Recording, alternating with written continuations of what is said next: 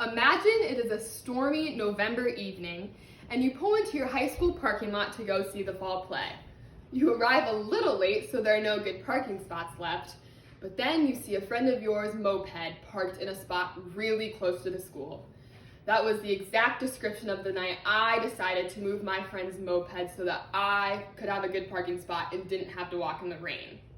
But just because I did that doesn't mean it's a good idea. It is never okay to touch another person's property without their permission. I'm going to tell you a story that demonstrates why you should not move someone else's moped and what could happen because you did so. So I was 16, it was my sophomore year of high school, and 3 of my friends and I were going to see the fall play.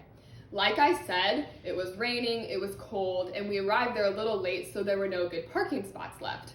But then I see my friend, we're gonna call her Becky's, moped parked really close to the school. As soon as I saw the moped, I came up with the idea that we should move it over so that I could also fit in the parking spot.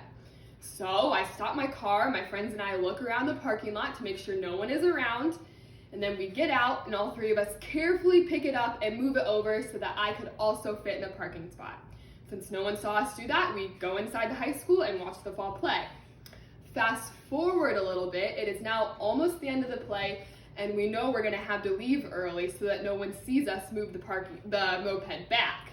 So we go out into the parking lot, look around, make sure no one sees us. I get my car back out of the spot, my friends carefully pick up the moped and move it back, and we leave. I take them to their cars, I go home, and it's late, so I start getting ready for bed. Then my mom comes in my room with a very angry look on her face and asked if I vandalized Becky's moped. I tell her no, we didn't vandalize it, and I told her that we did move it. She tells me that some man saw my friends and I pick up Becky's moped, drop it on the concrete, bang it on the ground, and then pick it up and leave it, and then drive away. Of course, this man told Becky's mom that we did that, and Becky's mom starts freaking out and says that if someone vandalized her moped, she's going to press charges. Then my friends and I start freaking out, thinking we're gonna get charges pressed on us for vandalism. So a little bit goes on and nothing happens. So then, I'm wondering what's going on. And then I hear that Becky goes out and looks at our moped and sees that there's no damage done to it.